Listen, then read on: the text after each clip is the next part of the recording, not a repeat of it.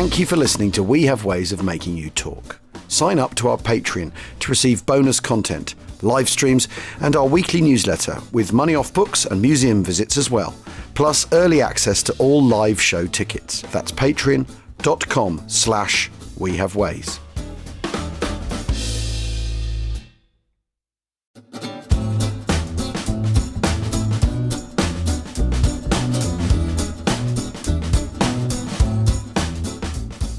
Achtung! Welcome to We Have Ways of Making You Talk, the Second World War podcast for all your Second World War needs.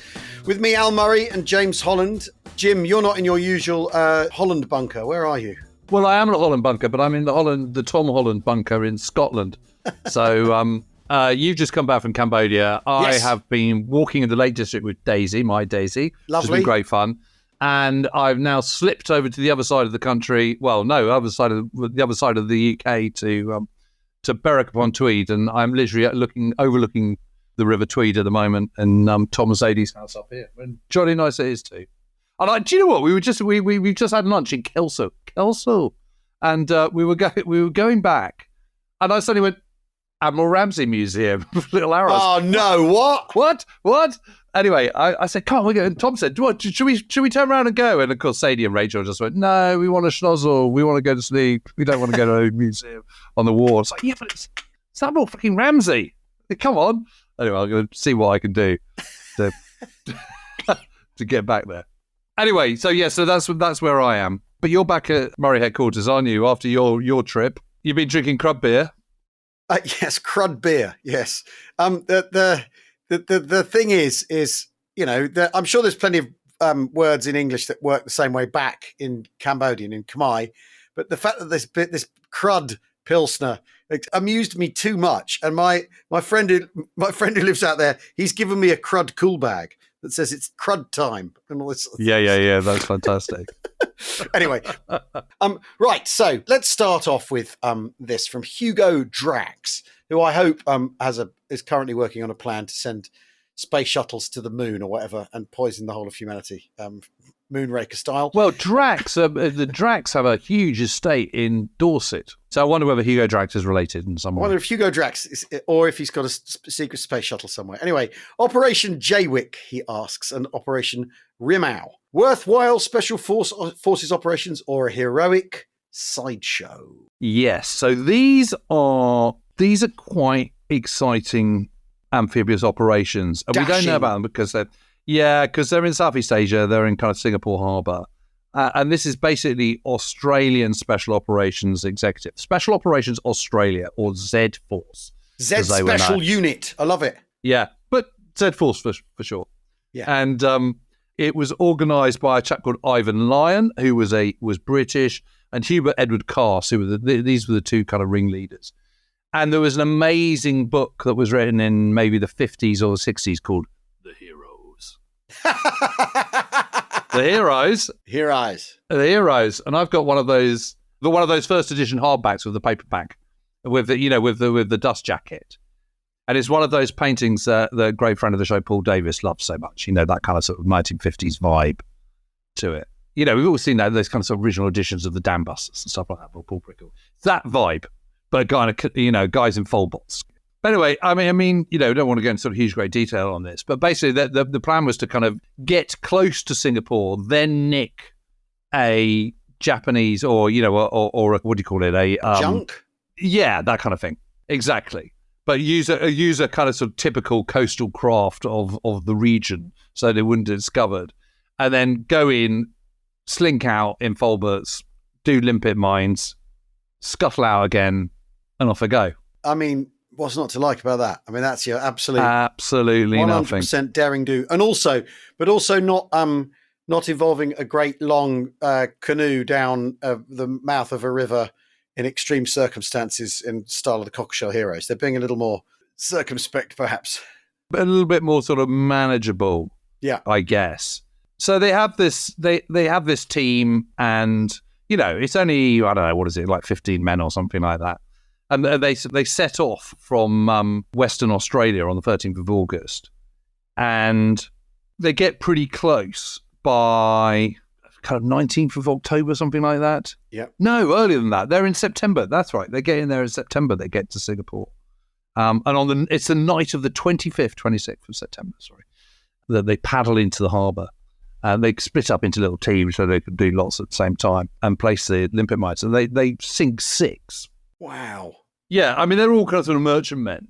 And, does it really matter? So it's Page and Jones sink 3, Lyon and Houston sink 1, and Davidson and Falls sink 3. Incredible. And how many tons of shipping are we talking? Well, not a huge amount. Well, so the Sholzai Maru is 5,698 tons. All right. That's badly damaged. The Nicoren Maru is 5,460. Okay. That's damaged. Yeah. So 3 are damaged, 3 are sunk. Yeah. Something like that. So anyway, it's pretty successful. And certainly the Japanese aren't expecting it, and it's quite annoying. And again, it's one of those things that's in the Dudley Clark school of it shows they can. Yes. The disruption is its own reward, isn't it? And all that kind of stuff. Yeah. However, because at the time, the Japanese don't believe that this can possibly be done by Australian special forces operating out of Australia, they start rounding out lots of locals, and loads are tortured and executed and all the rest. Oh, God. So that's kind of, was it worth, was 3 ships sunk and 3 badly damaged worth all the kind of loss of life and all the rest of it? Yeah. And that's one of those sort of difficult things that's kind of impossible to say. But, there's no question that it's right time of the war in kind of, it's in the autumn of 1943, just at the point where, Southeast Asia, kind of allies are achieving absolutely nothing. But as we're about to find out in our super series on Imphal and Kohima, is that the tide is about to turn, but it hasn't turned yet at that point. Yeah. So, I think it's a good thing to. Operation Rimmo takes place kind of just over a year later in October 1944, and it's a complete disaster. It's pretty much the same team, it's the same principles, same idea, and unfortunately they get spotted by a Malaysian coastal police craft.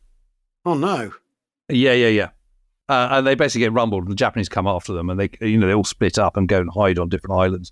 Loads of them get caught, and I think 10 of them end up getting killed, getting executed in July 1945 by beheading. Really? I mean, it's just it's really horrible. That very famous picture of the Australian guy kneeling down with his eye blindfolded, and there's a Japanese just about to swing his sword. That's one of them. That's one of these guys. Yeah. It's a bad business. Is it Davidson? I can't remember. Or Campbell? I can't remember which one it is. But it's horrible. 2 others die on an island. They just sort of die of starvation. Yeah. So it's an absolute catastrophe. Whichever way you look at it. But I think it would be fun at some point to do a kind of a bit of a deeper dive on this, because it's an epic story. And they have these Sleeping Beauties submersible canoes, motorised submersible canoes for this. They've got some sort of James Bond kit. I mean, it's interesting, though, because I mean, it really does show, though, that these things can just be down to luck. That the first one went well is down to luck as much as the second one going badly, right? Whether the bad luck's following you around or whether it's ignoring you that day in a situation like this. And to bump into a Malaysian police vessel, I mean, that's bad luck, right? You can't really...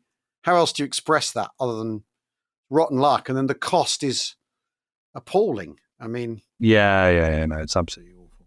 Awful. I can't remember who it was who was in that famous photo. But 10 of them get beheaded in July 1945. Oh, God.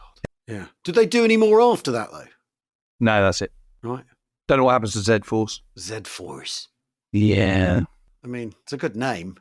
They've got that right, at least. They've hit... Yeah, Z-Force is strong. There's V-Force, of course, in Burma, which is very cool. Sort of run by Anthony Irwin and co. Right, okay. What's our next question? Who have we got next? So one here from Brian Robson, who says, were any 4-engined heavy bombers ever fitted with the Griffon engine for better performance? Well, yes, but not during the war. There are an incredible number of different variants of the Griffon. Yeah. Did you realise there were almost 50 different variants of Griffon? 50 different variants? Yeah. Some obviously kind of, incredibly subtle. Yeah. But, going up to 2,420 horsepower was the Griffon 130. I mean, that's just incredible when you think that the Spitfire Mark 1 with the Merlin is, 1,100? Yeah. Well, and it's 1930s technology, the Griffon, as well, strictly speaking, isn't it? So the Avro Shackleton. Yeah. Humphrey Shackleton. Yeah, it's on the Shackleton, yeah. So first run in 1939. So it's the product of 1930s elephant engine development. Yes. So there's, no two ways about it. It's a 30s tech. Yeah, the Shackleton, but it has contra-rotating propellers, doesn't it? I think. Maybe. I mean, some Spitfires do end up with contra-rotating propellers as well, which just gets rid of the torque effect. That's the big problem. Bow fighter? Really? Imagine what a bow fighter with a... fighter with Griffon? Yes. With Griffons on? Yep. Oh. Yep. Blimey. Hawker Tempest Mark 3 and 4, because there's obviously the 2, and then there's a 5. Really? So obviously that doesn't last very long. The Supermarine Sea Fang. Yeah, the Sea Fang. It's on the Sea Fang. Supermarine Sea Fire. Yeah. The Supermarine Spiteful. It's on the Seagull as well, which is a flying boat with which looks absolutely terrible. Yeah.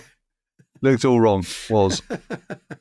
Yeah. And it's on the Martin Baker, isn't it? The MB5, which is and also the scrapped CA-15 Commonwealth Aircraft Corporation, which looks just like a massive fat Mustang. It really does look like a Mustang. Gets scrapped, doesn't it? It's an Australian thing. And then, of course, they were used a lot in the Reno races, weren't they? In the Mustangs. Yeah. For the souped-up Reno. Yeah. Air races. Yes. I mean, the thing is does it not eat fuel at a even greater rate than a Merlin? Yeah, obviously, yeah. Taking off in your Supermarine Spiteful. Yeah. From your aircraft carrier. You'd always have one anxious look at the fuel gauge, wouldn't you? You would. But I mean, just a little bit. But I mean, but there's your trade-off with a bomber, isn't it? Is that you can you've got these more powerful engines, but you've got more fuel to carry, which means fewer bombs, which is why Shackleton is basically a marine patrol aircraft. So that works out, doesn't it? Really? Yeah. Because you're not trying to get a tall boy anywhere. That's interesting. That's an interesting question. Here's one that's sort of tangential to that, perhaps. Robert Locke says, if you were put in charge of Airfix, which never before in model form products, would you put into production in categories Navy, Merchant Navy, Aviation and Army? Well, I think it's Supermarine Spiteful, I think. Well, I remember writing to Airfix magazine when I was sort of 8 with my father's encouragement saying, could you make a model of this? And it was published. I had a published letter in Airfix magazine. Yeah, well, the letter's no good. You want the model. I know, you want the kits. And they were like... Okay, what one was it? Well, I seem to remember what I wanted was to be able to, convert the Spitfires the kits that they did, and so you could add shit to them and bigger tails or. So I've got a Mark 1. I want to turn it into a 14. Well, or whatever. I want to cut the wings and put a Griffon. And also, it was very much interesting. My father's interest at the time. He was saying, why can't they make models of loads of current Soviet armor, BMPs and things? Which is quite interesting. But anyway, so categories Navy, I don't know what Airfix do, but what would you, if you had to, perhaps the crate from Z Force's Operation Jaywick? I just want all the submarines that no one's ever heard of, like the Sea Fang. Okay. And the Spiteful. Sea Fang, Spiteful. Someone should do a Hamilcar glider. I wouldn't mind a Hamilcar glider. Covers aviation and army in one fell swoop. I'll tell you what we'll do is we'll put that out to the listeners, that question. And to Joe Coles. Onto Twitter and to Joe Coles, and ask for what they would like Airfix to make if they were put in charge of production. And the CA-15. The beefed up Mustang from Australia. Only deleted types. Well, a bow fighter with a couple of Griffons on, that'd be cool, wouldn't it? So cool. So cool, yeah. Amazing. I mean, God knows what that looked like. That would have looked even more deadly. I haven't got a picture of it, unfortunately. No, because usually they didn't have those. They didn't have those engines. I mean, there were Merlin powered bow fighters. The Mark IIs were Merlin powered. Were they? Yeah. Well, some of them. Oh yeah. Mark IIs. Yeah, a night fighter. I've got such a thing about that. I just think that bow fighters, it looks so fit for purpose, don't you think? Yeah, it looks deadly. It's so mean. Yeah. And it genuinely is bristling. Yeah. I mean, in the way that the sort of Mosquito's kind of beautiful, it's ugly, but, whatever. In a lot of ways, that's like the P-47, the sort of P-51, isn't it? Is that one's a bit sort of elegant and the other one just looks like a horrible, nasty bastard who'd chuck a brick at your balls. But they just have so many cannons on it. Although those bow fighters were sort of operating out of the Mediterranean, shooting up Axis shipping and stuff.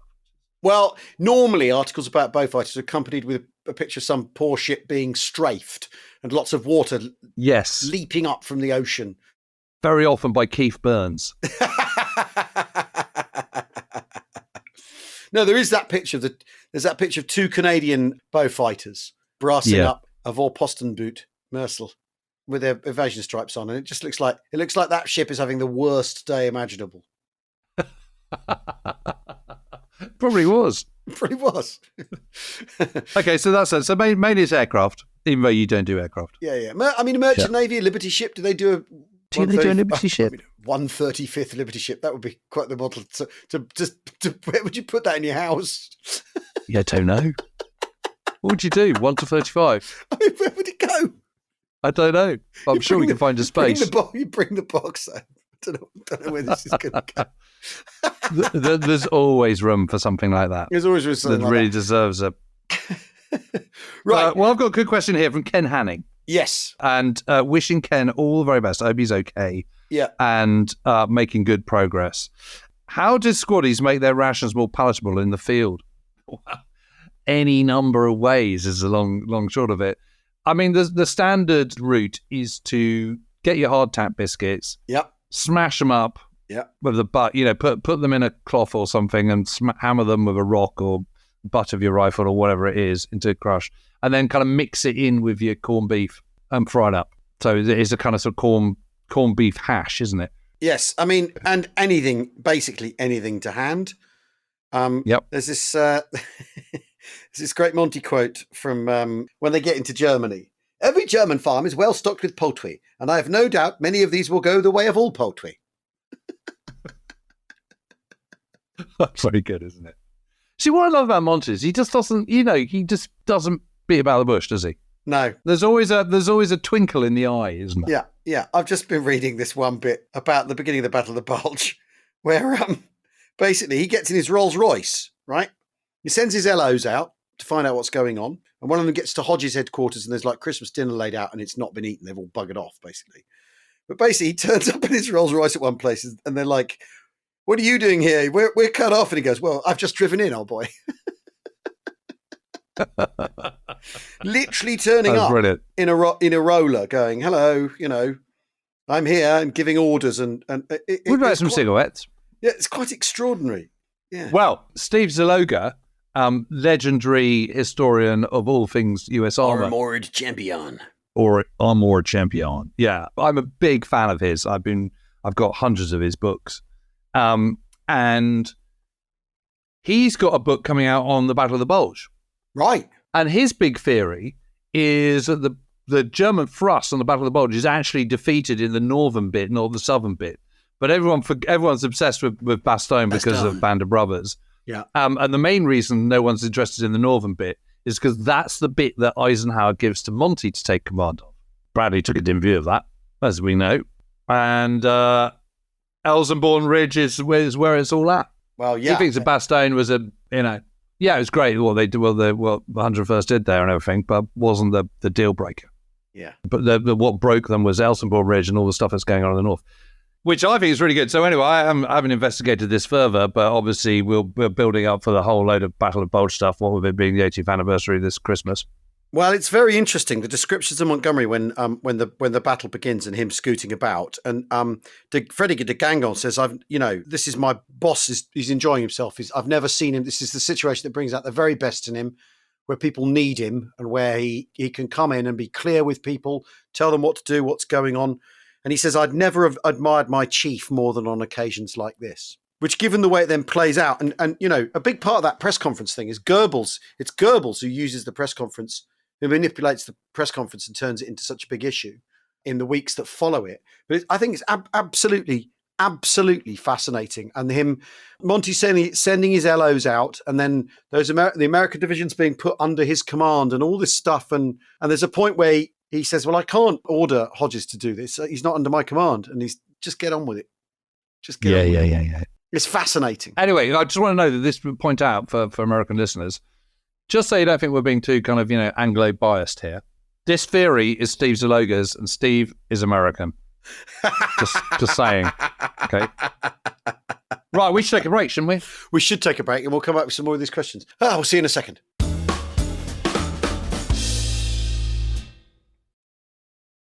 Hello, everybody. Tom Holland here, the co-host of The Rest is History, with some very, very exciting news. Now, to celebrate this year's Olympic Games, which of course are being held in Paris, we thought that we would dive into the story of another period when incredible spectacles were being staged in the French capital to much bloodier effect than anything we will see in the Olympics. And this is the story of the French Revolution.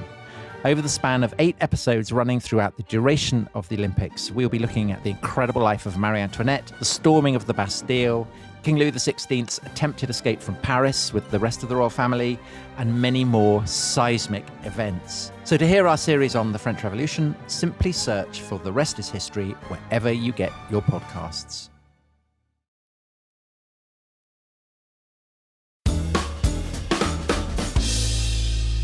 Welcome back to We Have Ways of Making You Talk for all your Second World War needs, the World War II podcast of choice. And we've just been kicking around some grand strategy there, but let's go down to the kind of more nitty-gritty level, Jim.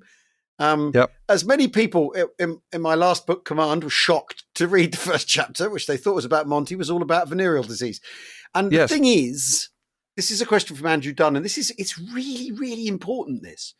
Because it's such a barometer of things and how they're going and how the men feel about themselves and how an army relates with its soldiers. So Andrew writes, thinking of VD, as one does, and prompted by We Have Ways Fest 24 talk, given finite supplies of penicillin, how did Allied MOs prioritise its use in treatment for battle casualties or VD cases, e.g. in Italy? The former may be more urgent, but the latter quicker back to the front lines. Well, I think if you're triaged and you've gone to your MO and there's a bloke who's been hurt, and then there's a bloke who's hurt himself, so to speak, because it was regarded by the army as a self-inflicted injury, venereal disease. They treat it as that. They treat it the same way as if you cut your finger off or something, right? You've done it to yourself. I imagine your regimental medical officer would triage the bloke who's been injured first. But and they're also, they've got huge problems in Italy because loads of penicillin has been stolen by Vito Genovese and his gang, and put on the black market, and so the wastage is just phenomenal. But to be perfectly honest, penicillin is not an infinite supply by any stretch of the imagination, but they have it in Italy, and they do have lots of it, and that is they have enough of it that it could be black marketed, and there's still quite a lot to go around. The interesting thing about VD in Italy, it's so prevalent, it's so bad. I mean, we've touched on this before, but one of the things that's really interesting reading all the literature about it at the time, the contemporary primary sources on all this, is that everyone's talking about, okay, we've got to tell the guys we've got to try and give them more talks about prevention. We've got to give them more prophylactics, all this kind of stuff. We've got to give them more kind of organized specialist brothels where the prostitutes can be clinically checked out, all this kind of stuff. We've got to accept that people are going to go and sleep with prostitutes. We've just got to kind of manage it better, rather than getting to the cause of why there are lots of prostitutes in the first place. If they actually focus more on the welfare of the prostitutes and the Italian people and why they were doing this, you wouldn't have so many prostitutes, and then you wouldn't have so many cases of STDs. And so they're going about it, I think, in completely the wrong way. But that is very much the kind of male, misogynistic, kind of army first kind of narrow viewpoint, which is entirely consistent with the mores of the day. But I mean, by 1945, 68.8 men per 1,000 were recorded with VD. It is absolutely and it's the number one disease the army in Italy is dealing with, right? Yeah. I mean, the good thing for those fighting the war in Italy is that the vast majority are rear area troops rather than frontline troops. Yeah. But in 43, it's 31.3 VD cases per 1,000 to 63.9 battle casualties per 1,000. Yeah, but it's that level by beginning of 1944. Yeah. And by 1945, it's flipped. So there's far fewer battle casualties per 1,000. There's 9.8 battle casualties per 1,000, but 68.8 men per 1,000 with venereal disease. And of course, the thing about it is, because you're on a charge, if you've got it, these are men who are turning themselves in. So there's also a whole phantom load of people who are just grinning and bearing it, putting up with it, or going to the doctor and saying they got earache or something and getting the penicillin one way or another. There's a whole load of people who aren't going to talk about it because they daren't, because they know they'll get in trouble. So those are the figures we have. Now, those are the figures that the army found, but we don't really know we do not know the true figure. Like so many of this stuff that exists in this sort of moral space. But it's a barometer of morale as much as anything else. You know, that when morale's bad, VD cases go up. That is definitely true, but it's also this. It's also the collapse of Italian society, yeah. Yes, it is. And it's people being a long way from home. There's also huge amounts of peer pressure going on. You know, you come out of the line, you go to Naples, what you do is you go and get drunk, and then you get yourself a prostitute and get yourself laid. And it's just, it becomes a sort of a culture, and it is just horrendous. And the reason is because the Italians are so poor, and there just aren't any jobs, and there's massive inflation and all this. You know, so most of the reasons why there are so many VD cases is because there are so many prostitutes. The reason there's so many prostitutes is largely, but not entirely, but a large part of which is the fault of the Allies.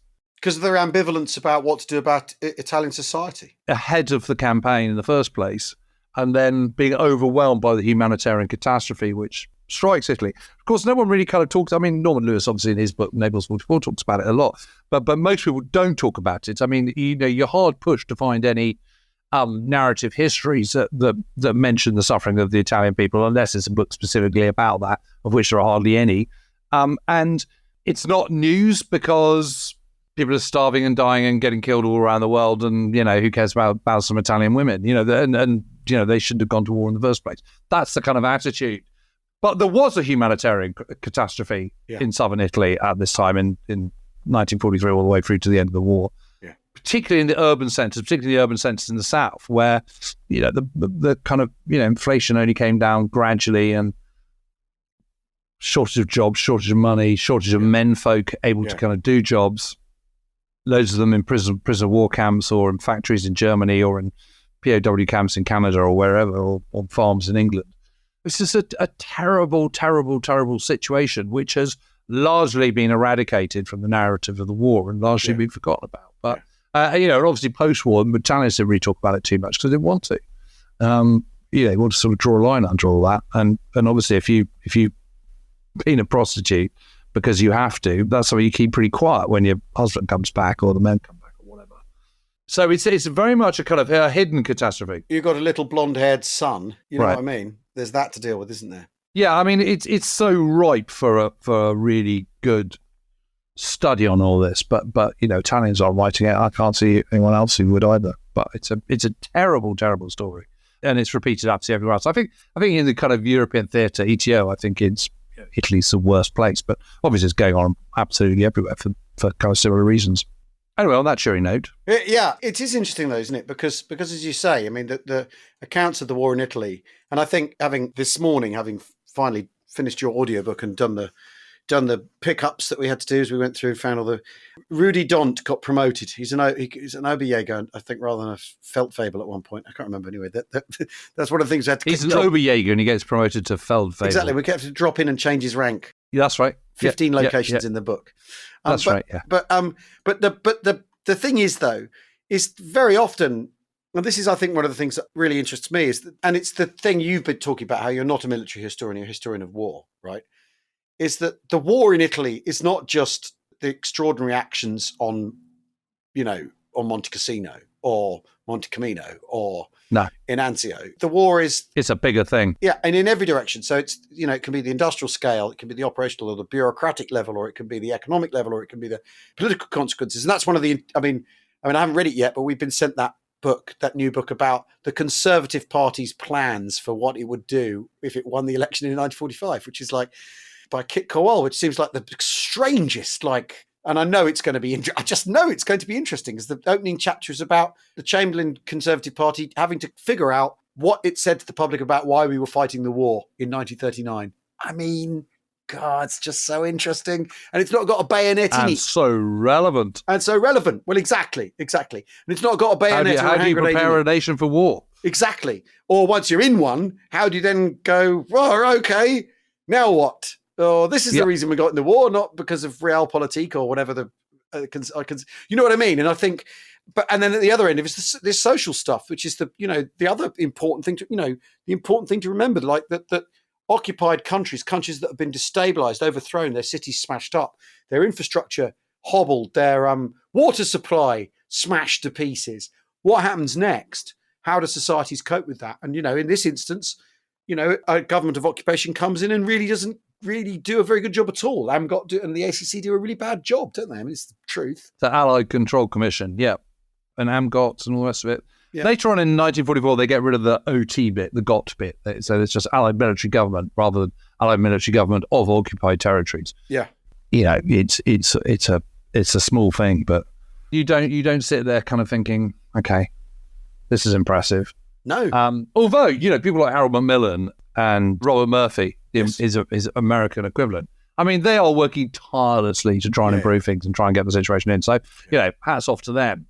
But it's just this, the people that are planning for Allied military government and civil affairs and stuff before they go into Italy are doing this from Algiers. And it's lots of young desk scholars who are very clever and have been to Cambridge or something. Yeah. Or, accountants or whatever. Yeah. But they don't know anything about Italy. There's these incredible books that were produced by the Navy before the war, or right at the beginning of the war, on kind of all these different European nations. There's volumes of them on Italy. And they sort of talk about the economics of it, the politics of it, the geography of it, the history of it, all the rest of it. They're huge. They're basically working from these. But it's all kind of sort of, Whittaker's Almanac kind of stuff. Yeah. I mean, it says, no one's consulting the Italians, put it that way. Well, it's interesting though, isn't it? Because the Germans are often sort of laughed at for using the Beiderbecke guidebooks to decide which bits of Britain to raid to bash morale. It's not unlike that, is it? Not unlike that mentality, Or it's, Perkins, you did classics, about Italy. Off you go. It's all that kind of stuff. Anyway, next, Wes Brown asks, what does James carry in his bag? Well, the amazing thing about the gas mask case is it has all these different compartments in it. It's got a front compartment, then it's got a middle compartment, then it's got two little back bits. Yep. And the great thing about it is you can fit all sorts of stuff in there. So basically, I kind of it's my man bag. So I've got USB cables in there and my German chocolate tins. It fits my iPad. It fits a moleskin. I mean, one of the reasons why I haven't gone for the big iPad, the iPad Pro. Yeah, because it won't fit. It won't fit my man bag. In mine, iPad cable. What else have I got in here? I've got pencils in one compartment. Pens. Always have a pen. Compartments are very, very good actually for glasses cases. They work very well for my fading eyes. I've got some various tut. I've got a Brittany Ferries ticket for when we went to Ouistreham. I also have a filter from an air raid shelter that. Yep. Yeah, everyone needs one of those. I'll just carry around with me. Plug adapter for going to France, and then eye shields, anti-gas. That's very good. Air spray, immediate action to be taken to prevent blisters. Cotton waste, swab liquid off exposed skin, ointment, rub vigorously on exposed skin. Because I went and talked to year 6 at Daisy's school about the Second World War. And that was fascinating. I showed them London Can Take It. And you've never seen anything like these kids going. Because it's St. Paul's Cathedral surrounded by flame and buildings falling down and it looks like London. And you could see them thinking, Christ, it happened here.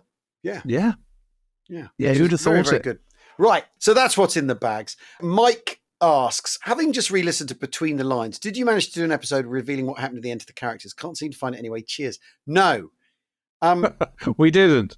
It's basically, Mike, that remains our sort of unfinished symphony. Thing is, it was quite complicated to put together and quite a task. And we had all sorts of brilliant people working on it. Not least Merrin, who was did an superb. amazing job of organising the scripts and putting the whole thing together. And then actors and all sorts of people. But in the end, I think it was just a bit too knotty to get round to finish. And as ever, what happened is life caught up with our plans for it. And we both got drawn into the books we're doing. And I'm afraid it's been parked. But what I can tell you is they all die. There we go. Eventually. David Blythe did die. He was the guy who was writing to his mother, Ma Blythe, back in Scotland. And he dies in a training accident before he finishes in Canada. So that's the end of him, sadly. Oscar Griswold, he's all right. He survives. He goes throughout the Pacific War. Chester Hansen survives the war as well. Ends up writing, it's a ghostwriter of Bradley's first autobiography. That's right. Vere Hodgson also survives the war, but we don't know much about her. She submitted her diaries to the Imperial War Museum. They're there. They really ought to be published at some point. They're terrifically good.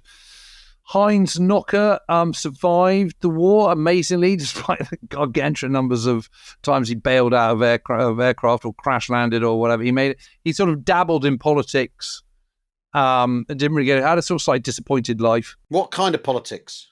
Teeny bit right wing, right? Okay. But no, he wasn't full on Nazi, but a bit right wing. He'd be voting for Nigel Farage, put it that way, and Trump. Bertie Packer actually didn't live that long. He died quite young comparatively. He had a heart attack, I think, and that was that. Jack Ward, I don't know, because Jack Ward was the guy whose diary I bought when you tipped me off, and it was in Blackwell Rare Books and Spider-Man's RSM. So I don't know, but I hope he lived a nice long life and went back to his wife Elsie. Laurie Franklin Vale. Yes, well, had we got to him yet? No, he was definitely part of it. Yeah, we were doing Laurie. He was definitely part of it. I just don't know whether we got that far. No, we hadn't got that far. Laurie Franklin Vale. Yeah. He was certainly planned for it, even if we didn't get to him. But he was the Australian journalist who was fighting with the Fogs, that's right, Royal Irish Fusiliers in Italy. He died on the 17th of May 1944, in Battle Casino when they're attacking the what do you call it, Sailline. Yeah, and he's just cut down, isn't he? Yeah. Harry Wilson survives. But again, don't know anything about him. He just deposited his absolutely, completely brilliant diary. So funny and touching and hilarious of a kind of an ordinary person, a clever ordinary person he's from Ireland, and he ends up being a clerk. And he's so observant. He's they're absolutely brilliant. Again, they just need to be published. They're really funny. And all that stuff where when he's billeted and there's that Italian girl, he says, right, okay, yeah. And the girl in the red dress from next door, she's definitely the one I've got my eye on, and all this sort of stuff. And they end up having this amazing night where they all go around and they're all saying it's cold, and they're sitting around the brazier in the kitchen. And the girls start singing, including the gorgeous girl with the red dress. They start singing, and he's kind of just in absolute heaven, isn't he? And then he just about thinks he's in there, and then they get moved. They get moved. Yeah, time to move. Prepare to move. And the thing is, I mean, maybe at some point we'll come back to it. Maybe we'll do something similar. I mean, maybe family stories is something we could revisit as well, because we popped that a long time ago, and people still ask me about that, talk to me about that. I mean, indeed, quite a few people at the festival were saying, oh, when you read my grandpa's story, it really brought it all home, and my family were very moved by it and all that sort of stuff. So, I mean, the sort of the fact is that all this connective tissue is out there of people connected by their families to the Second World War, and basically that is a bottomless pit. I mean, my sister Xenia was cooking at a dinner party in Little Missenden. She got talking to the host about the Ox and Bucks. He discovered his family in the second Derbyshire Yeomanry. In Italy. Yeah, who then are the recce for 51st Highland Division in Northwest Europe. At the end of August, he's involved. Okay, maybe it's the first Derbyshire Yeomanry that are there then. So then he's involved in the liberation of Saint-Valery-en-Caux. Wow. And the family have been invited to the commemoration, the 80th anniversary, for the recce. Amazing. Yeah. madrecce.org, which is quite interesting. And then, it's everywhere. These threads, these sinews are absolutely everywhere, aren't they? They really are. It's the other reason to be interested in it, everybody, aside from all the different reasons we've given you in this episode. I mean, what a cornucopia of incredible tangents. Yeah. We've travelled the globe in this episode. We have travelled the globe. We've gone literally in a air, land and sea. Yes, in a commandeered ship, the Crate, up into Singapore Harbour. Yep. Through the VD flesh pots of Italy. Naples. Yeah. Well, we always promise it's for all your Second World War needs. Right, I think that's enough war waffle from us. We'll put that question up. What Airfix? What do you want Airfix to make? And we'll ask Joe Coles of Hushkit to a sensible contribution to that. I expect frozen bat bombs. Yeah, we won't get anything kind of reasonably slightly off centre from him. Brilliant. Okay, well, have fun on your holidays, Jim. Kohima and Infal will be being baked shortly in the We Have Ways oven. Thanks for listening, everyone. Cheerio. Cheerio.